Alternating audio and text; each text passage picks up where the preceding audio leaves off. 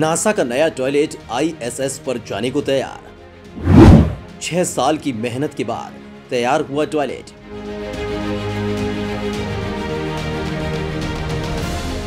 दोस्तों, नासा ने करीब 6 साल की मेहनत के बाद वो काम कर दिखाया है जिससे अंतरिक्ष में जाने वाले यात्रियों को टॉयलेट जाने में आसानी होगी।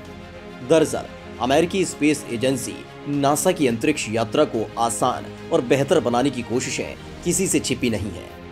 अंतरिक्ष अनुसंधान में नासा वैसे तो इन दिनों अपना ज्यादा ध्यान 4 साल बाद 2 लोगों को चंद्रमा भेजने की तैयारी पर दे रहा है, लेकिन वह अंतरिक्ष में लंबे वक्त तक यात्रियों के रहने संबंधी समस्याओं पर भी बहुत बारीकी से काम कर रहा है।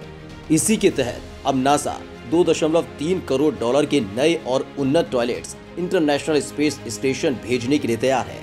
नासा ने इस टॉयलेट को इसी साल दिसंबर तक इंटरनेशनल स्पेस स्टेशन IIS भेजने की तैयारी कर ली है।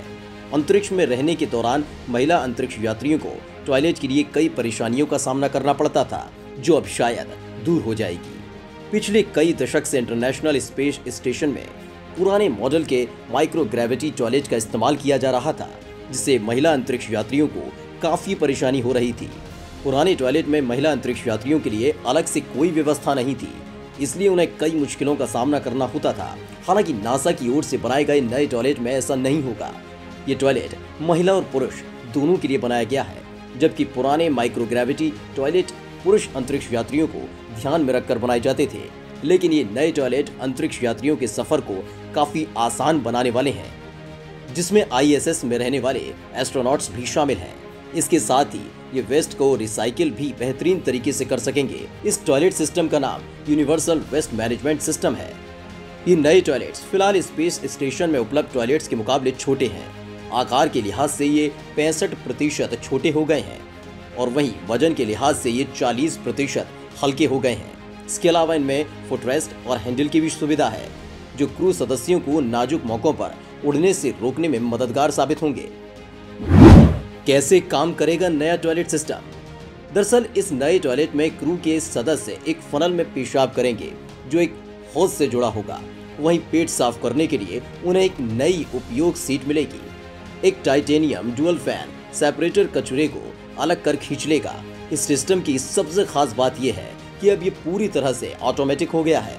वहीं एक नया सिस्टम भी है जो स्पेस स्टेशन में बेहतर गंध को बनाए रखने में मददगार होगा। इस टॉयलेट में जमा की गई पेशाब का पहले ट्रीटमेंट होगा और इसे स्टेशन में ही रिसाइकल कर सीधे पानी में बदल दिया जाएगा।